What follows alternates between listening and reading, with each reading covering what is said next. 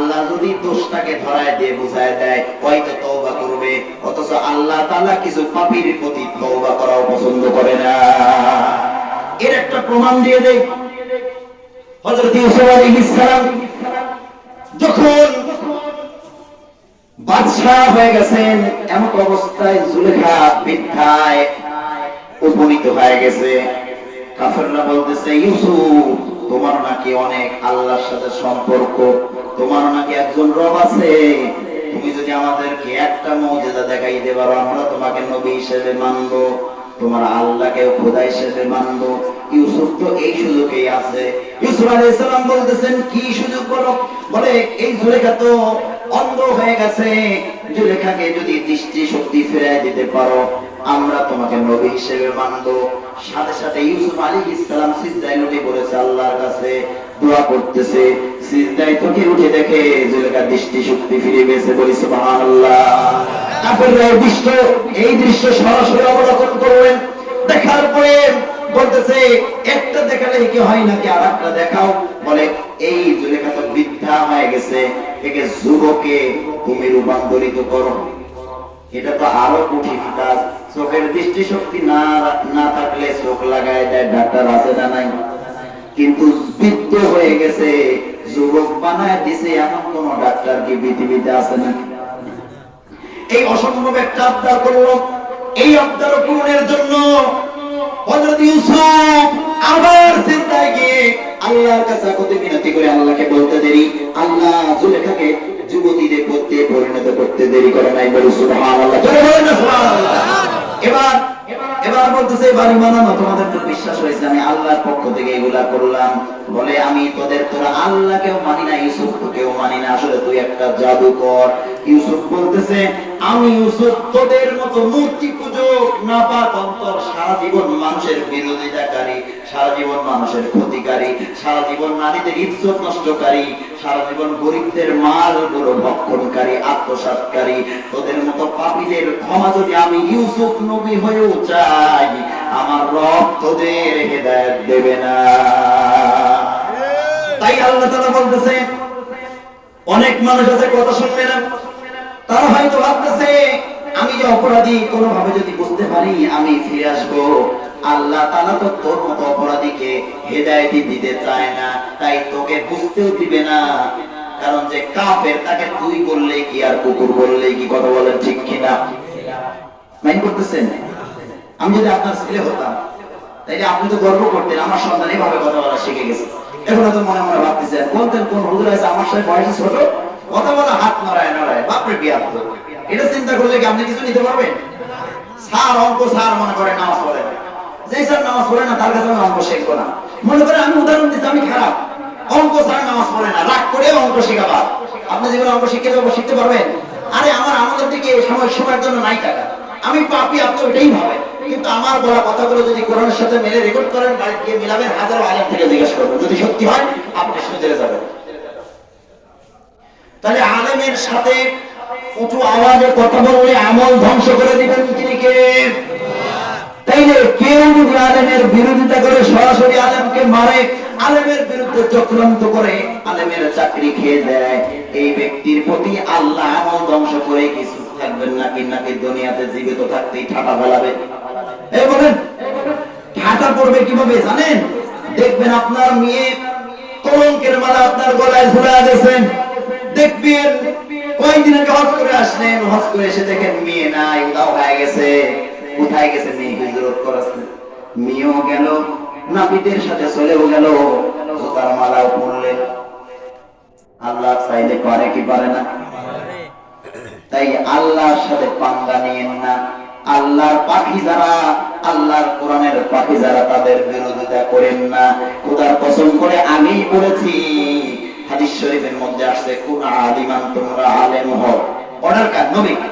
তোমরা আলেম হও, আলেম না হইতে পারলেও মুঈনান, আলেমদেরকে সাহায্য করো।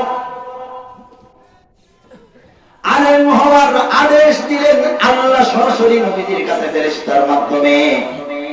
নবী তো নিজের থেকে কোনো কথাই বলে নাই, বললে জিহ্বা কেটে দিতেন আল্লাহ, কণ্ঠনালী চেপে ধরতেন আল্লাহ।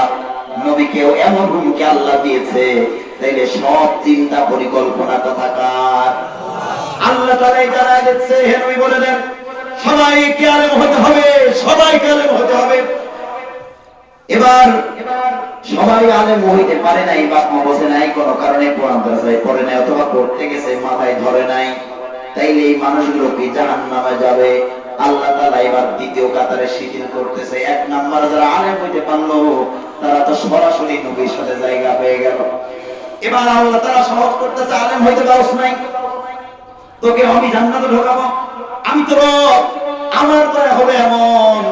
এই পৃথিবীতে যত দয়া আছে, মায়ের দয়া, একজন পশুর তার সন্তানের জন্য দয়া, প্রেমিকের প্রেমিকার জন্য দয়া, স্ত্রীর জন্য স্বামীর দয়া, স্বামীর জন্য স্ত্রীর মহব্বত, পৃথিবীতে যত মহব্বত আছে সব মহব্বত যোগ করলে বুখারীর হাদিস 1% দয়া হবে, আর বাকি 99% দয়া আর মহব্বত স্বয়ং আল্লাহর কাছে। বলি সুবহানাল্লাহ।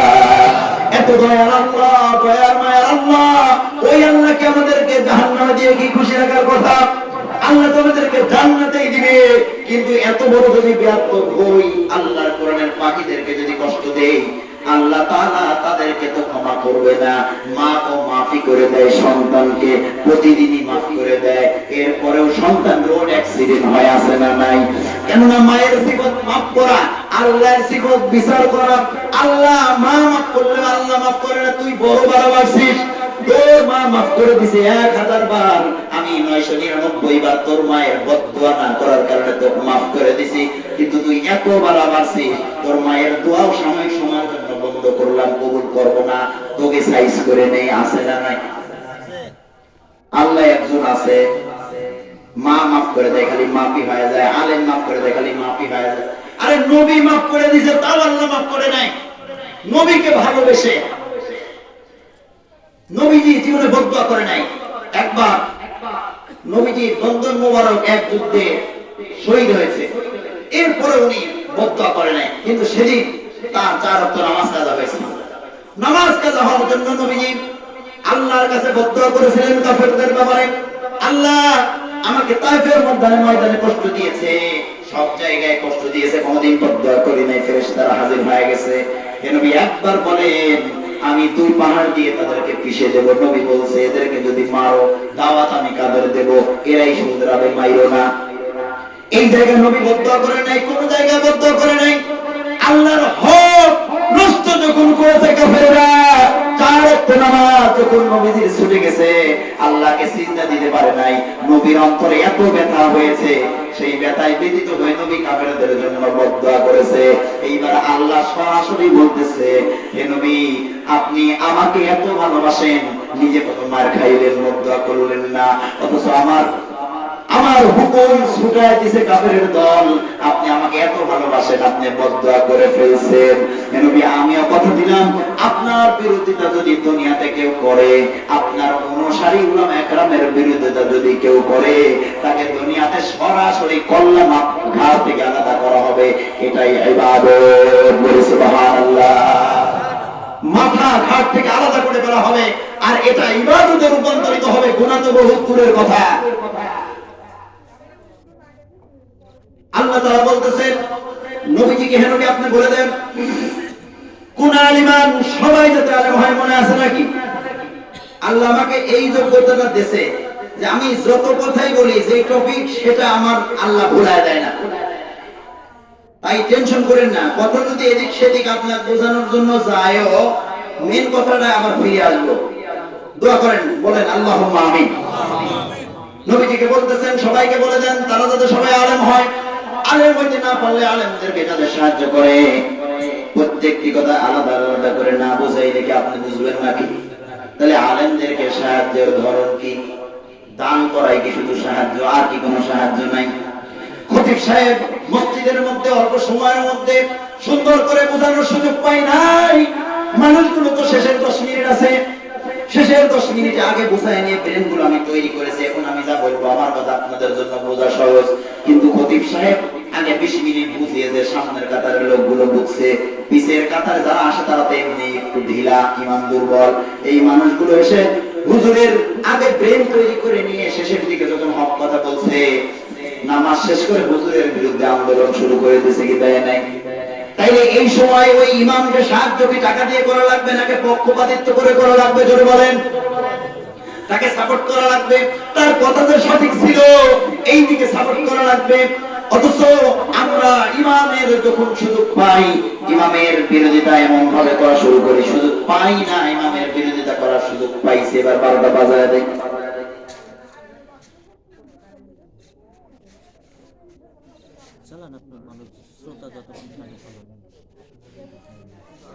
তাকবীর দেখে আমি বুঝবো আমি আলোচনা কয়টায় শেষ করব।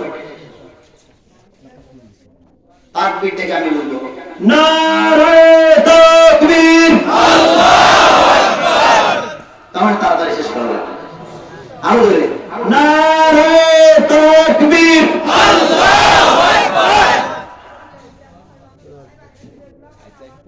যেটা মজার কথা সেটা অবশ্যই শোনাবো,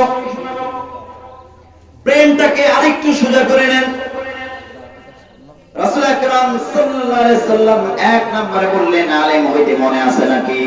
2 নম্বরে আলেমদের সাহায্য করতে, আলেমদের সাহায্যের ধরন।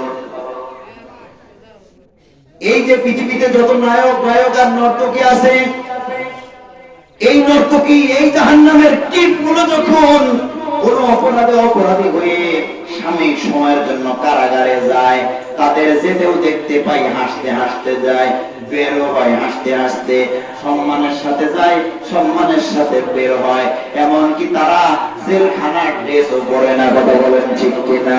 অথচ একজন আলেম যদি অপরাধ করে নাই, সেই আলেম সারা জীবন 9,000 10,000 টাকা বেতনের চাকরি করে সারা জীবন আপনার কল্যাণ চাইলো, আপনি কিভাবে নামাজি হন এই বয়ান করলো, আপনার সন্তান কিভাবে জিনা না করে চরিত্র ঠিক রাখে এই বয়ান করলো, আপনার মেয়ে কিভাবে পর্দানিশীল হয়, আপনার পরিবার কিভাবে ভালো থাকে, আপনার সন্তান কিভাবে সন্ত্রাস না হয়, ডাকাত না হয়, সকল কল্যাণ নিজে না খেয়ে চাইলো।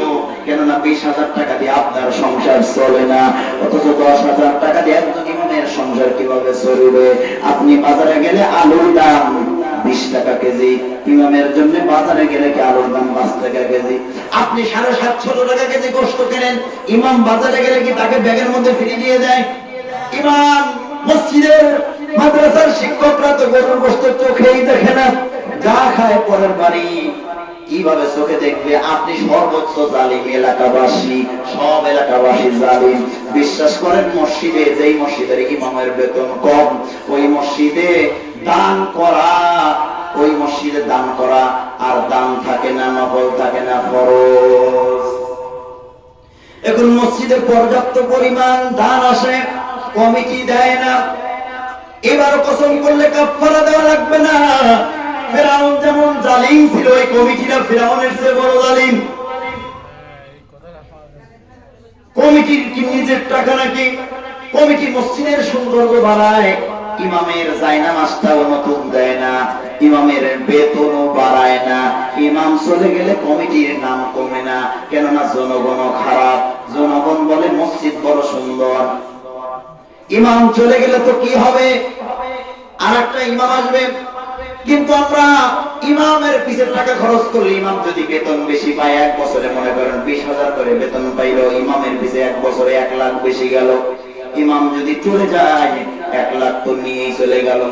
এখন আমি ইমামকে যদি ওই 1 লাখ টাকা না দিয়ে মসজিদের সাথে লাগাই, মসজিদের যদি সৌন্দর্য বাড়াই, তাইলে তো আর টাকা আমার এলাকা থেকে বাইরে চলে গেল না, মসজিদেই রয়ে গেল। আমি ভোগ করব, আমার সন্তান ভোগ করবে। আমি সিমেন্টের বিছানার উপর নামাজ পড়েছি, আমার সন্তান টাইলসে নামাজ পড়বে, এই পরিকল্পনাকারী কমিটি আছে না নাই? আমি যদি মসজিদের উন্নতি করতে পারি, কারণ পাবলিক তো খবর নেয় না ইমাম ঠিক মতো খাচ্ছে কি খাচ্ছে না, পাবলিক খবর নেয় মসজিদের এই ফ্যানটা ঘুরে না কেন, এই যে বলে ঠিক না? পাবলিক ইমামের ঘরে চাউল আছে না নাই, ইমাম 1 সপ্তাহে 1 দিনও গোশত খেয়েছে কি খায় নাই, ইমাম গরুর গোশত 1 মাসে আদৌ কিনতে পেরেছে কি পারে নাই, এই খবর কেউ নেয় না। তাই কমিটিরা এই খবর নিজেও নেয় না। কমিটিদেরকে যদি জনগণ যদি চাপ দিত ইমাম ঠিকঠাক খাচ্ছে কিনা খবর নেন না কেন, তাইলে কমিটি বাধ্য হতো ইমামের পরিবার চলার মতো বেতন দিতে। কমিটিকে তো এই কথা জনগণ বলবে না, বললে পরে কমিটি বলবে জন প্রতি 500 টাকা মসজিদে দেওয়া লাগবে। অথচ সব জায়গায় 500 টাকা দিবে, ডিশ লাইনে 500 টাকা দিবে, সন্তানের জন্য 500 টাকা দিবে, গানের টিচারকে 500 টাকা দিবে, স্ত্রীর বিলাসিতার জন্য কত টাকা খরচ করবে, সন্তানের জন্য খরচ করবে, ইমামের জন্য সারা বছর পর একদিন 100 টাকা ঈদ খরচও দেবে না। আছে না নাই? আর প্রতি মাসে তো বহুত দূরের কথা, জীবনে ইমাম সাহেবকে ঈদের মধ্যে দেখি না কেউ ঈদ করে। এবার আসেন, ইমামকে সাহায্য করার অর্থ কি শুধু দান করা নাকি, নাকি আরো কিছু আছে? কত কিছু। একজন ইমাম তো আলেমই হয়, একজন মাদ্রাসার শিক্ষক তো আলেমই হয়, মাদ্রাসার তালিবুল ইলমরা ভবিষ্যৎ আলেম। অথচ আপনি তাদের খবর নিলেন না। আমাদের দেশের জনগণ হয়ে গেছে সব আপনার আমার কা। কেননা যেই দেশে নর্তকীকে বেরি শিকল পরানো তো বহুত দূরের কথা, জেলখানার ড্রেসই পরায় না সম্মান হানি হবে, সেই দেশেই ইমাম আলেমদের যখন জেলখানায় তলে, বিশ্বাস করেন কুকুরকেও এত পরিমাণ বেরি পরায় না যত পরিমাণ শিকল গলায় হাতে পায়। এই যে রফিকুল ইসলাম মাদানী আর বড় বড় আলেমদের পড়িয়েছিলেন, কথা বলেন ঠিক কিনা? বিরক্ত হচ্ছেন? আপনার বিরুদ্ধে যাচ্ছে? সারা জীবন আপনিও বিরোধিতা করেছেন। দেখেন তো এই 4 শ্রেণীর মধ্যে আপনি পড়েন কিনা। এখানে দুইটা আমি বাদ রাখলাম। 4 ব্যক্তি 4 শ্রেণীর মধ্যে জান্নাত আছে, শেষ করে দেই। এরপর ওই 4 শ্রেণীর ব্যক্তির কথা বলতেছি। সাহায্যকারীদের মধ্যে থাকা লাগবে, আলেম হওয়া লাগবে, নাজাত পাওয়ার জন্য না হতে পারলে আলেমদের সাহায্যকারীদের কাতারে থাকা লাগবে, তাইলে আলেমদের সাথে জান্নাত নসিব হবে। এই সুযোগ যদি জীবনে না থাকে, সাহায্য করতে পারলেন না, ঈমান এতই দুর্বল, এত বড় মুনাফিক আপনি, ইমামের পক্ষে জীবনে কথাও বললেন না, এত কিপট, ইমামকে জীবনে টাকাও দিলেন না, ঠিক আছে, এরপরে আল্লাহ এত দয়াময়, তাও আপনার জান্নাতের দরজা বন্ধ করলো না। এবার বলতেছে 3 নাম্বার অপশন, এবার তোরা যাবি। 3 নাম্বার অপশন হলো, আরে তোরা আলেমদেরকে খাইতে না দিলে কি হবে? তোরা কি রিজিকের মালিক নাকি? রিজিকের মালিক তো আমি আল্লাহ। আমি কুত্তাকে রিজিক দিতে পারলে, একজন আলেম পৃথিবীর মধ্যে হাজার হাজার আবেদ, 1000 ইবাদতকারী আবেদ পাপিষ্ঠ না, 1000 ইবাদতকারী নামাজ পড়ে, দাড়ি রাখে, যুবা পড়ে, গুনাহ করে না, সারাদিন মুত্তাকি, এরকম আবেদ 1000 জন মিলে শয়তানের মোকাবেলায় যতটা শক্তিশালী না হয়, একজন আলেম শয়তানের মোকাবেলায় 1000 আবেদের চেয়েও বেশি শক্তিশালী হয়। এত পাওয়ারফুল একজন আলেম। নবীজি বলেন, কেউ আমাকে দেখতে আসলো, কেউ আলেমকে দেখতে গেল, সে যেন নবীকেই দেখতে গেল। কেউ আলেমের সাথে মুসাফা করলো, সে যেন আলেমের সাথে, আমি নবীর সাথে মুসাফা করলো। হাদিস শরীফের মধ্যে আসছে, ফাদলুল আলিমি আলাল আবিদি কাফদলি আলা আদনাকুম। আমি নবীর মর্যাদা একজন নগণ্য সাহাবী ওমর নয়, আবু বকর নয়, যেই সাহাবী তেমন কিছু জানে না, সাধারণ সাহাবী শুধুমাত্র জান্নাতে যাবে যে কোনো ভাবে। এই একজন সাহাবী নগণ্য সাহাবীর তুলনায় আমি নবীর মর্যাদা যত বেশি, তোমার মতো সলিমুদ্দিন তুলনায় একজন আলেমের মর্যাদা তত বেশি। তুমি তো এত বড় অপরাধ, তুমি ঘুমানো জানো না, কিভাবে ঘুমাইতে হয় তুমি জানো না, কিভাবে বাথরুম করতে হয় আপনারা জানেন না। সবাইকে বলতেছি, অপরাধীদের বলতেছি, কিভাবে খাবার খাইতে হয় জানেন না, স্ত্রীর সাথে কিভাবে চলতে হয় জানেন না। আরে বাচ্চা কিভাবে জন্ম দিলে বাচ্চা লজ্জাশীল হয় তাও জানেন না। বাচ্চা দুনিয়ায় এসেই পরকিয়া শুরু করে দেয়, লজ্জাহীন হয়, কিছুই জানেন না। গরু জানে না, ছাগলও জানে না, কুকুরও জানে না, শুকুরও জানে না, আপনিও জানেন না। গরুর কোনো খাওয়ার সুন্নাত তরিকা নাই, গরুর চলার সুন্নাত তরিকা নাই, কুকুর শুকুরের চলার কোনো বিধিনিষেধ নাই, গাইডলাইন নাই। যতাই খুশি ততাই থেকে কুকুর খাইতে পারবে, যার সাথে খুশি, যেই কুকুরনির সাথে খুশি সেই কুকুরনির সাথে যৌনাচার করতে পারবে। বিড়াল যার বাড়ির খুশি তার বাড়ির দুধ খাইতে পারবে। বিড়ালের জন্য জাহান্নাম কোনো অবধারিত এমন কোনো কথা নাই। তাইলে আপনিও যদি ওই রকম হন, যার সাথে খুশি তার সাথে প্রেম করবেন, যাকে খুশি তাকে ভোগ করবেন, হালাল নাই হারাম নাই, যা খুশি তাই খাবেন, ঘুমানোর কোনো নিয়ম নাই।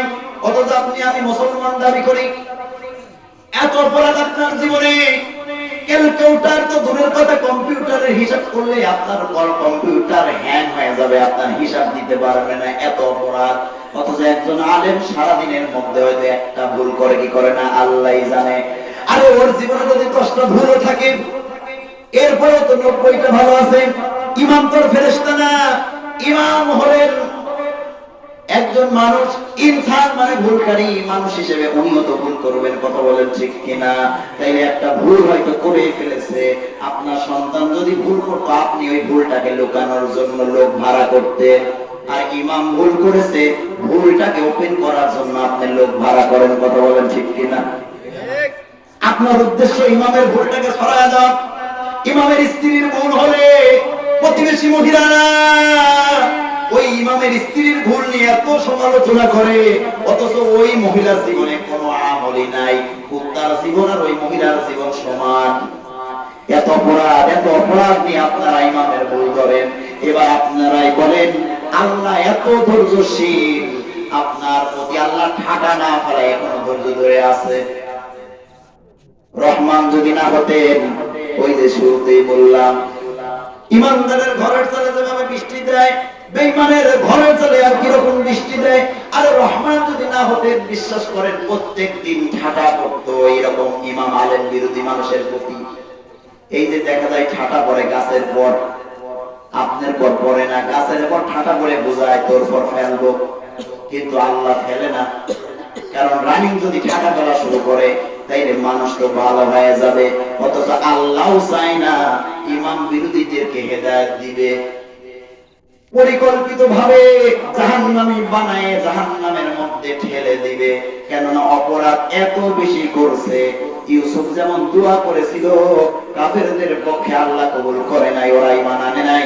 আবু জাহেলের জন্য দোয়া করেছে, আবু তালেবের জন্য দোয়া করেছে স্বয়ং নবী, আল্লাহ নবীর দোয়াও কবুল করে নাই, আবু তালেবের জন্য কবুল করে নাই। এত বড় অপরাধী আল্লাহ, নবী চেয়েছে, নবীর জবাব আল্লাহ চাই নাই। হে নবী, আপনি চাইলেও হবে না, ওরা এত বড় অপরাধী, আমি তাদের জাহান্নামে নেবই নেব। আল্লাহ তো তাই তাদের বিপদ দিয়ে ভয় দেখিয়ে ঈমান আনাইতে পারতেন, কথা বলেন ঠিক কিনা? কিন্তু আল্লাহ তাদের বিপদ দেয় নাই, ভয়ও দেখে নাই, বরং আরো ঘুড়ির রশি ছেড়ে দিছে, খালি দিতে থাক দিতে থাক, টান দিয়ে নিয়ে এসে তো পুরায় দেয়, কথা বলেন ঠিক কিনা? মানে আলেমদের বিভিন্ন ভাবে সাহায্য করার দরকার আছে না নাই? অথচ একজন আলেম যদি সারাদিন নামাজ পড়ায়, কোন এক ওয়াক্তে পেরেশান পারিবারিক ভাবে থাকার কারণে এক ওয়াক্ত নামাজে তো সিজদায় সাহু দেওয়াই লাগতে পারে, যে নামাজই পড়ে না ওর আবার কি ভুল হয়? যে কথা বলে তারই তো ভুল হয়, যে কাজ করে তারই তো ভুল হয়, যে কাজ করে নাই ঘুম পাড়ছে ওর কি আবার ভুল হয় নাকি? তাই ইমাম সবসময় নামাজ পড়ে, কোনো এক ওয়াক্তে তার মনোযোগ এলোমেলো হওয়ার কারণে, পেরেশান থাকার কারণে সিজদায় সাহু লাগতে পারে কি পারে না? অথচ আপনি তখন বাইরে এসে সমালোচনা করা শুরু করে দিলেন। ইমাম সাহেবের মন আর নামাজে নাই, এই ইমামকে আর রাখার কায়দা নাই, ইমাম এখন দুনিয়াদার হয়ে গেছে, বড় পেরেশান আমাদের ইমাম, ইমামকে বাদ দিয়ে দাও। অথচ আপনি কত বড় অপরাধী, আপনার সব অপরাধগুলো আমি তো বলতে পারবো না, রে কম্পিউটারে তো হ্যাং হয়ে যাবে, আমি কিছু মাত্র তুলে ধরেছি। এত অপরাধ নিয়ে আপনি ইমামকে এমন ভাবে মনিটরিং করেন, আপনি যদি এই মনিটরিংটা নিজের স্ত্রীকে করতেন, সন্তানকে করতেন, আপনার সন্তান ওমর ফারুকের মতো না হলেও কাছাকাছি চলে যেত। ইমামকে নিয়ে পড়ে আছেন আপনি, এলাকার মহিলারা ইমামের বউকে নিয়ে পড়ে আছেন। মানে ডিউটি গুলো কি? নিজের টেনশন নাই, সন্তানের টেনশন নাই, ইমামকে নিয়ে পড়ে আছে, আলেমকে নিয়ে পড়ে আছে। ওই বক্তা রাত্রিবেলা কি হক কি বলেছে ওইটা নিয়ে পড়ে, সকালবেলা একদল আছে আলোচনা করেন। আলোচনা করলে আপনার বারোটা কেমন বলবো আমি একটু শুনলাম, গায়ে লাগলে উঠে যান, উঠে যান। আমি এখানে হুজুরের থেকে শুনে দেখেন, আমি গতকালকেও আমি আলোচনা করেছি, সেখানে ইনস্ট্যান্ট গাড়ি ভাড়া ছাড়া বিষয় না। এখানে আমাকে টাকা যদি নাও দেয় আমি কিছুই বলবো না, হুজুর বলছি। এমন চিন্তা চেতনায় আসছি, টাকা দিলে মানুষ ছাড়ি না, আর তো টাকাই পাবো না। এখানে তো টাকা গতকালকে টাকা দিবে কন্ট্রাক্ট ওরাই করেছে, আমি কন্ট্রাক্ট করিনি, ওরা নিজেরাই আগে দিয়ে অভ্যস্ত। ওখানে আব্দুল্লাহ আলমী সহ বড় বড় ব্যক্তিরা আসে, ওটা মিডিয়া ভিডিও করা হয়েছে, সুলতান মাহমুদ মাঝারি নামে সার্চ দিলে আপনারা ইন্টারনেট ইউটিউবে দেখতে পারবেন। সিরাজগঞ্জে যুবকরা বলতেছে, হুজুর যত হক কথা আছে বলেন, আমরা হেদায়েত পেয়ে গেছি, এখন ইসলাম এই আমাদের দেশের জমি উর্বর হয়ে গেছে, এই সময় এই জমি চাষাবাদ করার সময় এই মুহূর্তেই পার্লামেন্ট সদস্যে 314 জনকে ইমানদার বসানোর সময়, কথা বলেন ঠিক কিনা? একজন আলেম যদি পার্লামেন্ট সদস্যে বসে, উদাহরণ দেখেন, এই 2 বছরের মধ্যে একজন আলেম আমাদের জীবনে দেখা ধর্ম উপদেষ্টা হয়েছে। কথা বলেন ঠিক কিনা হুজুর? একজন আলেম ধর্ম উপদেষ্টা হয়েছে, তাকে নিয়ে গবেষণা করেছে, অর্থবিজ্ঞান সার্টিফিকেট দিয়েছে। এই 2 বছরের মধ্যে একটা টাকাও তার নামে দুর্নীতির মামলা নাই। বলেন সুবহানাল্লাহ। একজন আলেম ধর্ম উপদেষ্টা হয়েছে, কত সুযোগ তার জীবনে ছিল। এনসিপির নেতাদের বিরুদ্ধে মামলা চলে গেছে, জুলাই যোদ্ধাদের বিরুদ্ধে মামলা চলে গেছে।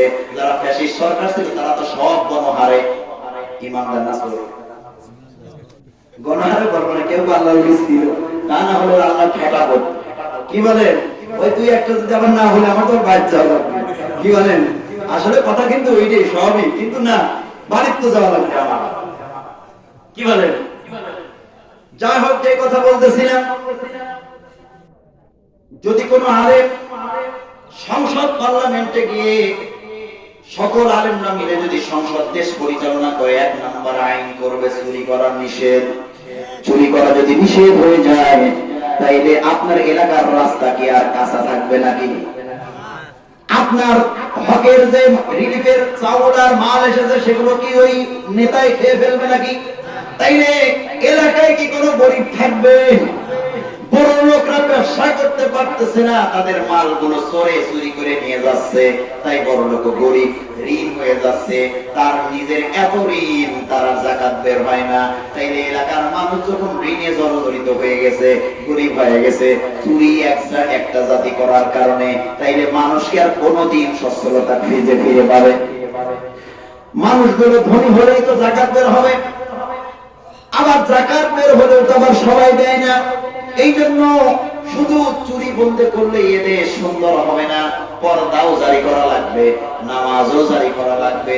সব কিছু যদি জারি হয়ে যায়, আমার মেয়েও নিরাপদ, আমার সন্তানও নিরাপদ, আমার ঘরও নিরাপদ, চুরি হবে না। কথা বলেন ঠিক কিনা? তাইলে সবগুলো ইমানদার বসানোর দরকার আছে না নাই? যেই ব্যক্তি দিনের মধ্যে 5 বার আল্লাহর সাথে গাদ্দারি করে, ঘাড় ঘুরায় দিয়ে চলে যায়, ইমাম সাহেব বলে হাইয়া আলাস সালাহ, নামাজের দিকে আসো, ওই বলে নামাজ পড়ার সময় নেই। নামাজ তো পড়বে তারা যারা বেকার। এই মানসিকতা ওয়ালা নেতা আছে না নাই?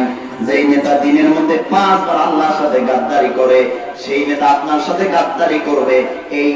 এই ব্যাপারে সন্দেহ করলেই মনে হয় আপনার ঈমান চলে যাবে। মানে বিশ্বাস তো করাই লাগবে, সন্দেহ করলেও আপনার বিপদ আছে। তাইলে আপনি এরকম নেতা বাছাই করে যদি সিল মারেন, আমি কি বলেছি কোন দলে ভোট দিবেন? বলেছি আল্লাহ দল চিনানোর জন্য আল্লাহ আমাদের পাঠিয়েছে কি পাঠাই নাই? উলাইকা হিজবুল্লাহ উলাইকা হিজবুশ শাইতান আল্লাযীনা আমানু ইউকাতিলুনা ফী সাবিলিল্লাহ। একটা জাতি আছে যারা ঈমানদার, তারা আল্লাহর রাস্তায় কথা বলে, নড়ে চড়ে সবকিছু করে। আল্লাযীনা কাফারু ইউকাতিলুনা ফী সাবিলিত তাগুত, যারা শয়তানের দল, যারা কাফের মুশরিক, এরা আল্লাহর জন্য নড়েও না চড়েও না, তারা শুধুমাত্র শয়তানকে খুশি করার জন্য নড়ে আর চড়ে। এবার আমি যা বলতেছি আল্লাহকে খুশি করার জন্য, আপনি যদি আমার বলার সাথে একমত না হন, আপনি ওইটা শয়তানের দল। দল তো 2টা, আল্লাহর দল না হলে শয়তানের দল। আর কি কোনো দল হওয়ার সুযোগ আছে? আরে বাদ দেন, বিএনপি, আওয়ামী লীগ, জামাত, আসদ জাসদ পাসদ চরমনাই তাবলীগ, বাদ দেন, সব বাদ। আল্লাহর দল আর শয়তানের দল। এবার বলেন হুজুর আওয়ামী লীগ বললেন কেন? আমি কোন দল বলিনি ভাই, আল্লাহর দল আর শয়তানের দল। শয়তানের দল টুপি মাথায় থাকলেও হইতে পারে। কথা কি বুঝছেন? টুপি মাথায় থাকলেই তো ওইটা আল্লাহর ওলি থাকে, ওটাও তো দুর্নীতি করতে পারে। ওনাকে আব্দুল্লাহ ইবনে উবাই, ওটা টুপি মাথায় ছিল, সবই ছিল, কিন্তু নবীর সাথে দুর্নীতি করেছে। এইবার আসেন, তাইলে আলেমদের সম্মান মর্যাদা দেওয়ার দরকার আছে না নাই? আলেমদের নেতৃত্ব দেওয়ার দরকার আছে না নাই? আলেমরা যদি নেতৃত্ব পেয়ে যায়, সমাজ সুন্দর হয়ে যাবে, রাষ্ট্র সুন্দর হয়ে যাবে। রাষ্ট্র সমাজ যদি সুন্দর হয়ে যায়, এই যে দেখেন সিঙ্গাপুরে একজন নেতা 33 বছর ছিল, ওই বেটাই চুরি করে নাই, তার কোনো চুরির মামলা নাই। 33 বছরের ছোট্ট সিঙ্গাপুর, পাবনা জেলার মতো এত বড়, এত ছোট সিঙ্গাপুর, এত উন্নত। পুরা সিঙ্গাপুরে যা আছে বাংলাদেশ 10-20টা দেশে তা হবে না। এই উন্নতির কারণ কি? কেননা সিঙ্গাপুরের প্রধান যে সে নিজে চুরি করে না, তাইলে সে যেহেতু চোর না, তার অধীনস্থদেরকে চোর চুরি করতে দিবে না। আমাদের 1 নম্বরটাই চোর। ছেলেগুলো চুরি না করলেই চাকরি থাকবে না। আরে চুরি করলে চাকরি নট না, চুরি